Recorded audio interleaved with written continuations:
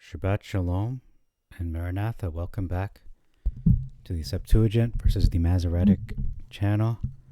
And today we're looking at Joshua chapter 9. There are 27 verses in this chapter. In verse 1, we have an omission of the Amorites.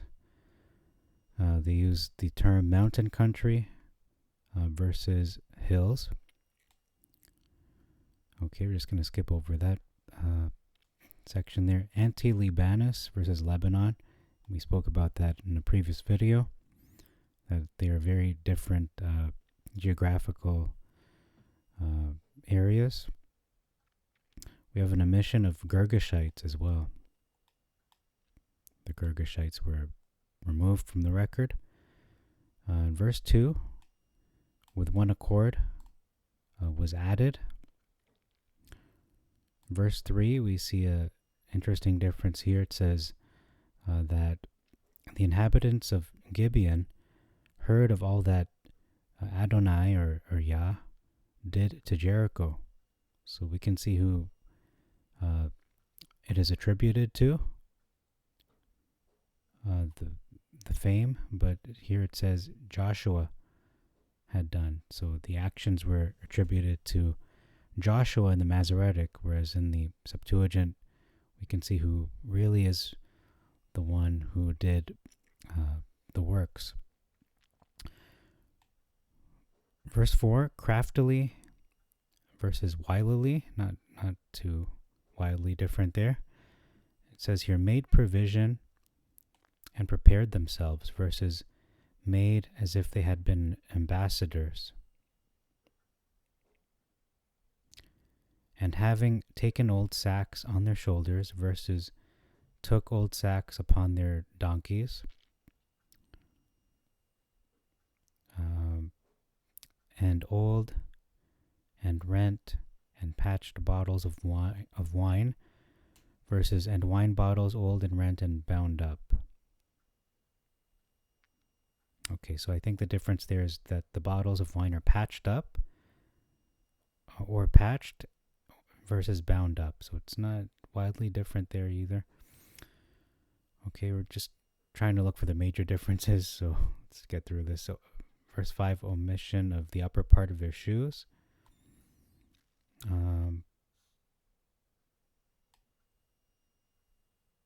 So that was the part that was old, the upper part of their shoes, and their sandals old and clouted. It says here, omission of corrupt.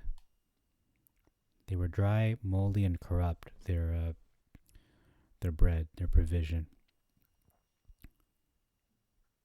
Verse 6, we are come from a far land. Now then, make a covenant with us. Versus, we be come from a far country. Now therefore make a league with us. So the difference there is the word covenant versus a league. I think those are two different concepts altogether.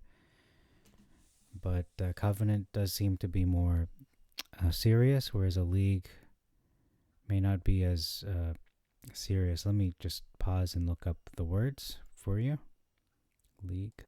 Okay, welcome back. So when we look at covenant, and just from the Merriam-Webster dictionary, it says a formal, solemn, and binding agreement, a compact. Another definition is a written agreement or promise. So this is more scriptural, that it is a written agreement or a promise, usually under seal. So there's a seal made between two or more parties, especially for the performance of some action.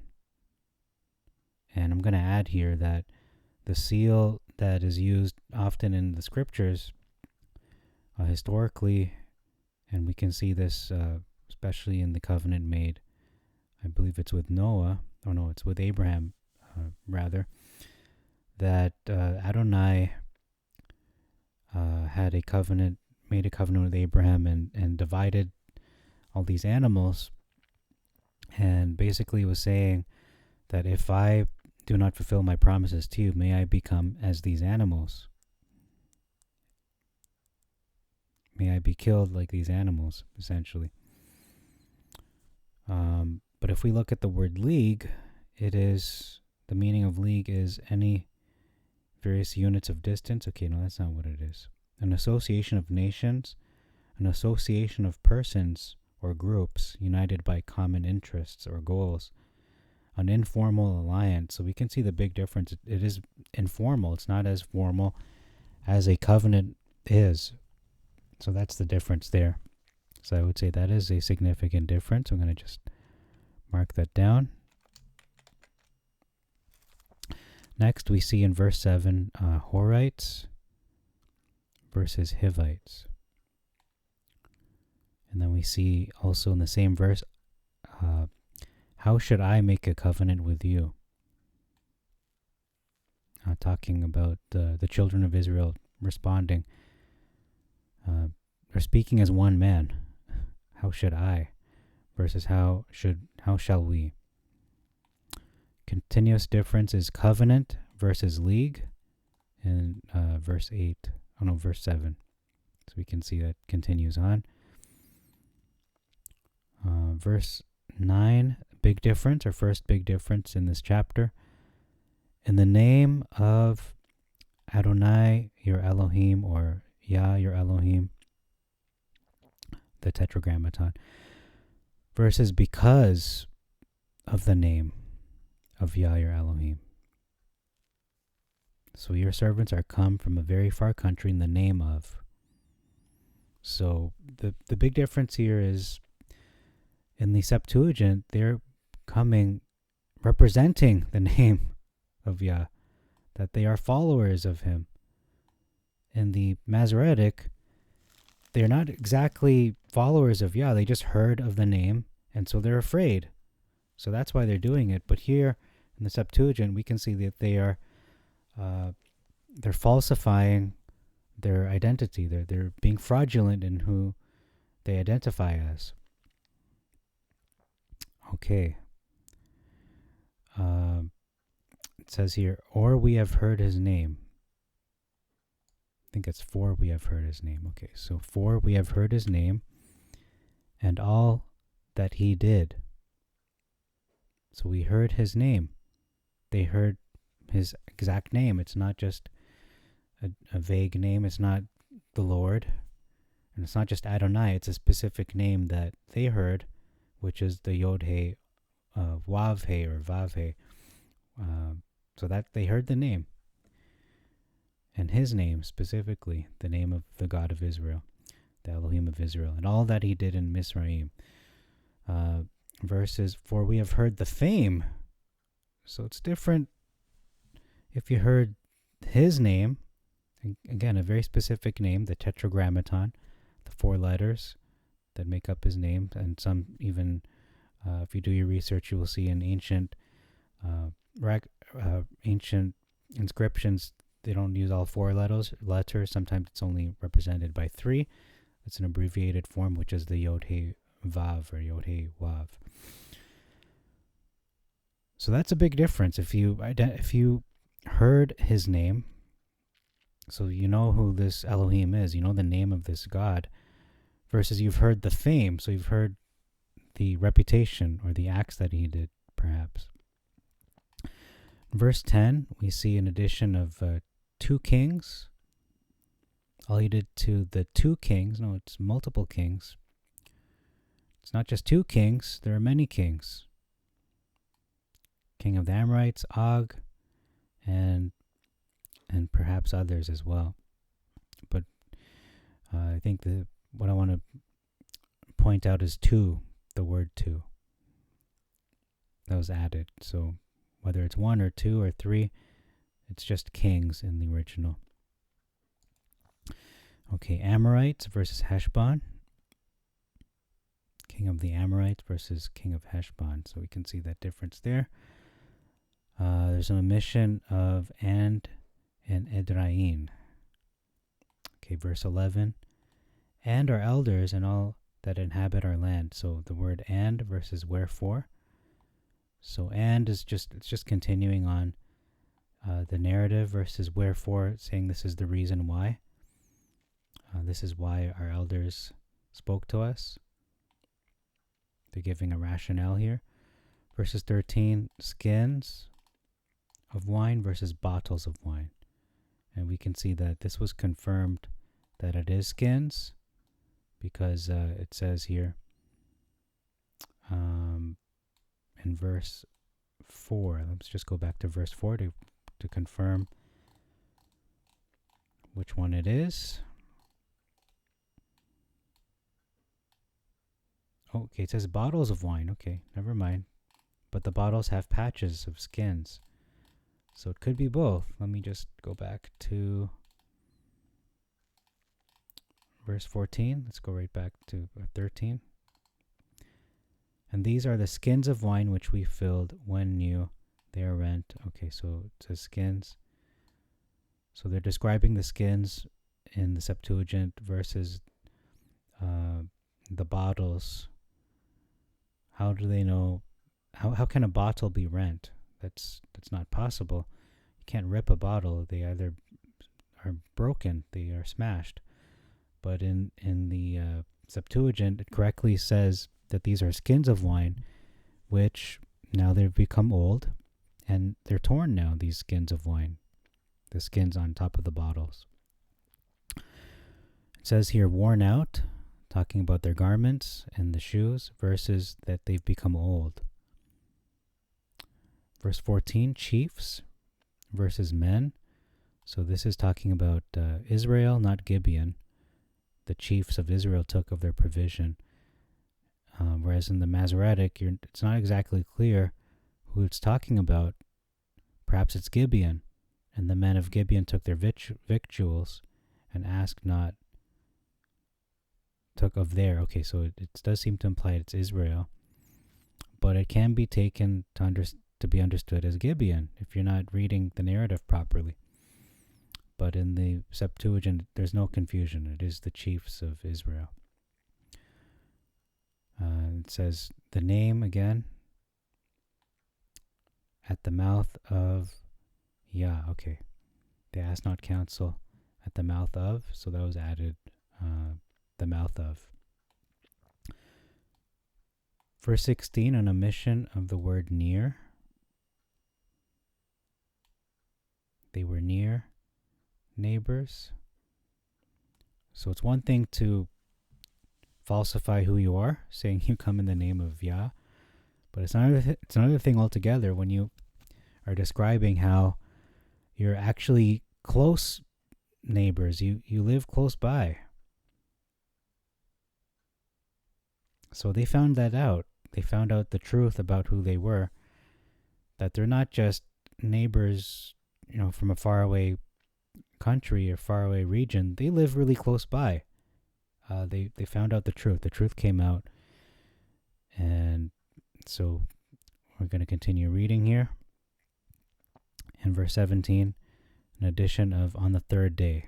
Okay, so that was not an original text. We're going to ignore the next one. Verse 18, fought not with them. The children of Israel fought not with them versus smote them not. So those are two different things. If you fight with somebody, it doesn't necessarily mean that you kill them all or that you injured them. It means they didn't fight at all. Versus they smote them not. So that can be reinterpreted or interpreted wrongly to mean that they fought them but they didn't kill them.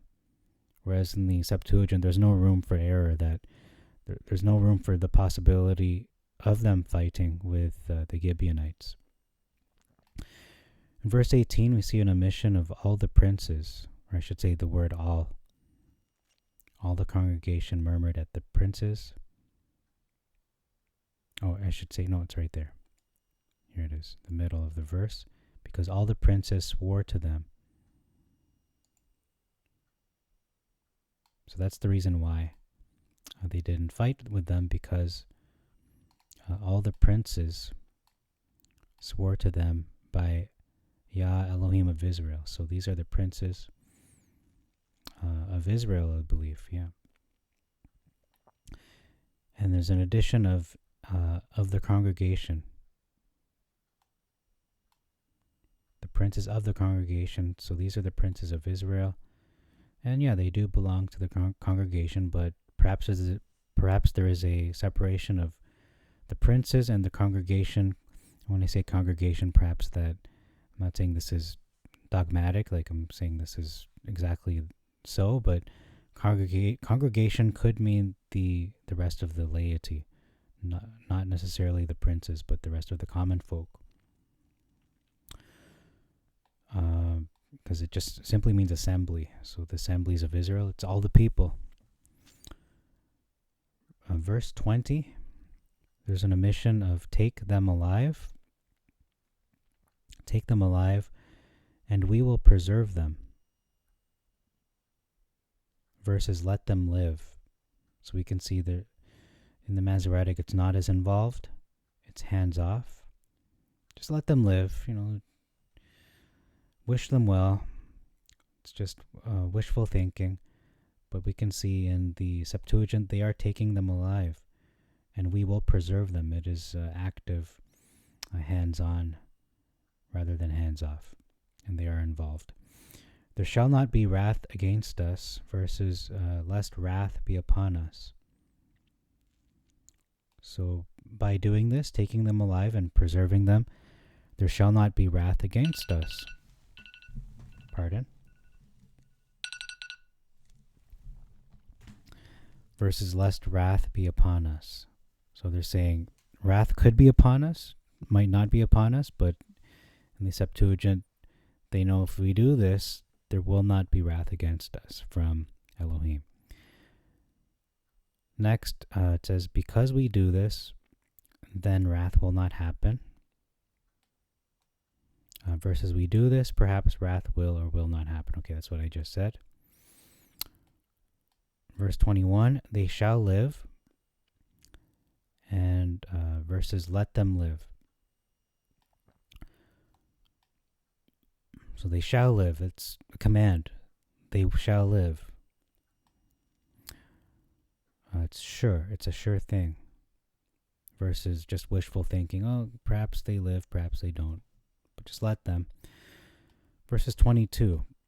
Verse 22. Whereas you are fellow countrymen. You are near neighbors of those who dwell among us. Versus we are very far from you when you dwell among us. You've beguiled us. You've deceived me.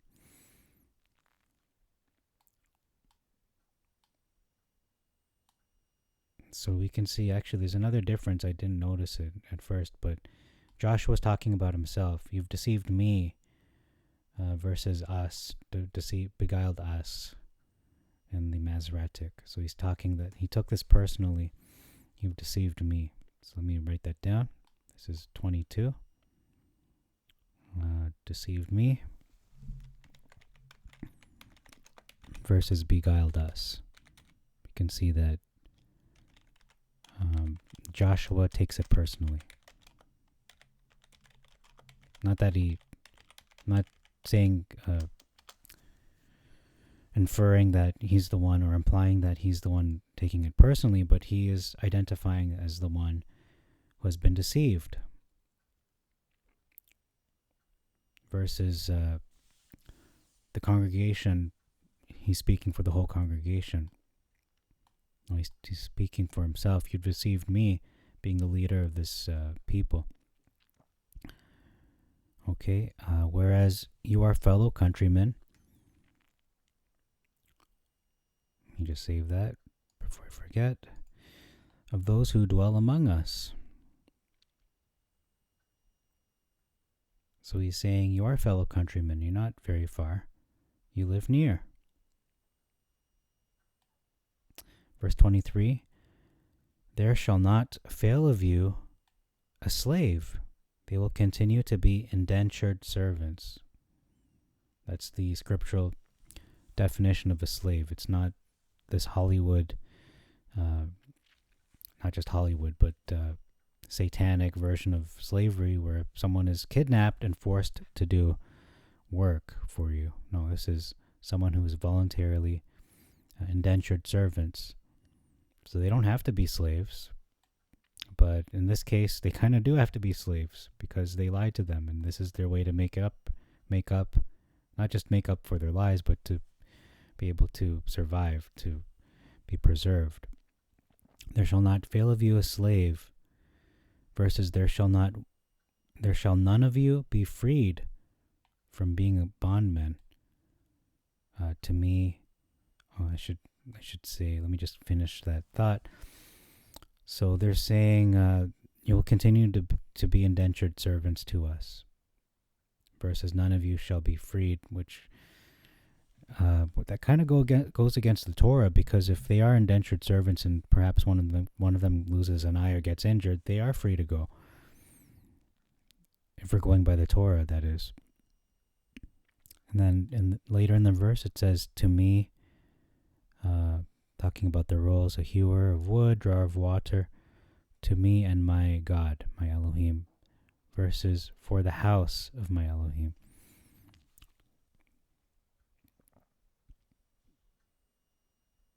So it is, they are serving not just the people of Israel, but also their Elohim.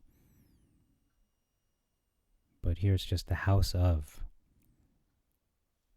not exactly serving the Elohim. Only the house of. It could be separate if you think about it. If you really think about that, meditate on it. Verse 24, addition of it was certainly. I'm not going to expand on that. There's another addition, your servants and all, referring to this land. Significant difference in this same verse. And to destroy us.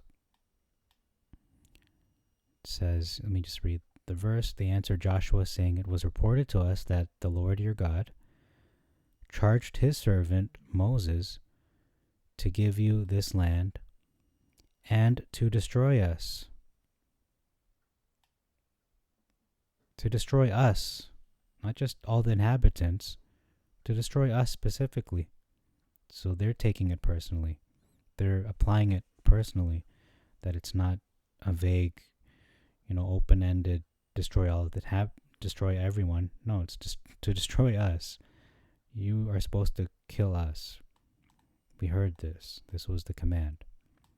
And we feared very much for our lives. So that's why they did what they did, because they heard that there's a death sentence on our heads. We're supposed to be killed. So that is a significant difference in omitting that one little word, 2 letters, us. Verse 25.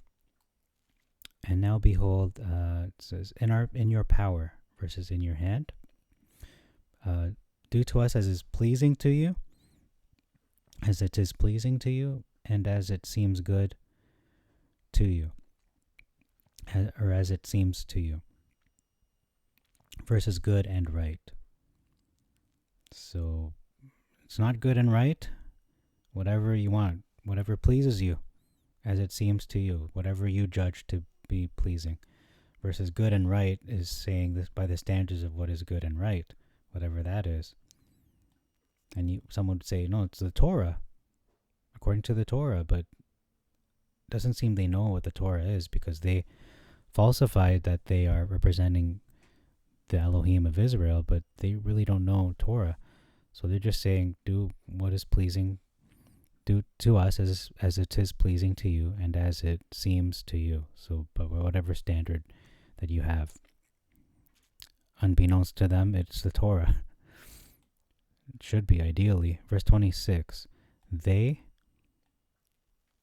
did not slay them. Or I should say, not they. Okay, this is a typo. It says, and they did so to them, versus, and so did he to them. So it's talking about Israel in the Septuagint, how they treated them collectively, versus Joshua, how he dealt with them on just as a one man to the whole nation. and this people as a collective. And Joshua rescued them. And Joshua rescued them. Essentially, it's saying the rescuer rescued them, because that's what his name means. Salvation saved them. The salvation of Yah saved them in that day. Versus he unto them. Okay. And so did he unto them, and delivered them.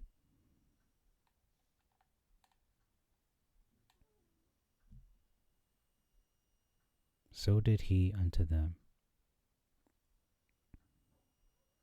and they did so to them. Okay, so again, it's talking about Israel versus Joshua, but I'm focusing on this verse. Rescued them. Joshua rescued them, because it's associating Joshua with the word rescued, versus in the Masoretic, it kind of separates that idea, that thought process, that so he did unto them. So Joshua did this to them, and then the next thought is, and delivered them out of the hand of the children of Israel. So it seems it's kind of broken up into two thoughts, because in the Septuagint it's saying this is what Israel did to them, and then this is what Joshua did, he rescued them. Versus in the Masoretic, Joshua did this to them, and Joshua also saved them, essentially, out of the hand of the children of Israel. Okay, verse 27, it says here, Elohim, the altar of Elohim versus the altar of Yah. An omission of, therefore, the inhabitants of Gibeon became hewers of wood and drawers of water for the altar of Elohim until this day, even for the place which Adonai should choose. Okay. So it's a big omission there. And then the last difference we notice is even for the place which Yah or Adonai should choose, versus in the place which he should choose. So they omit the name there.